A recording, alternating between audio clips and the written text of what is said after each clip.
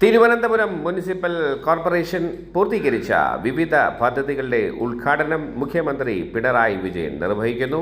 അധ്യക്ഷൻ വി ശിവൻകുട്ടി, പൊതുവിദ്യാഭ്യാസ തൊഴിൽ വകുപ്പ് മന്ത്രി.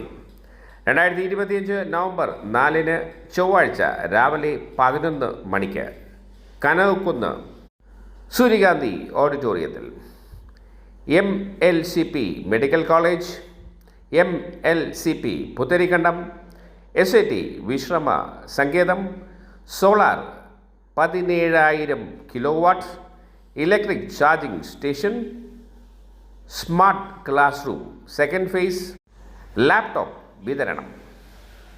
പൂർത്തീകരിച്ച വിവിധ പദ്ധതികളുടെ ഉദ്ഘാടനം നവംബർ 4 ചൊവ്വാഴ്ച രാവിലെ 11:30 കനകക്കുന്ന് സൂര്യകാന്തി ഓഡിറ്റോറിയത്തിൽ മുഖ്യമന്ത്രി പിണറായി വിജയൻ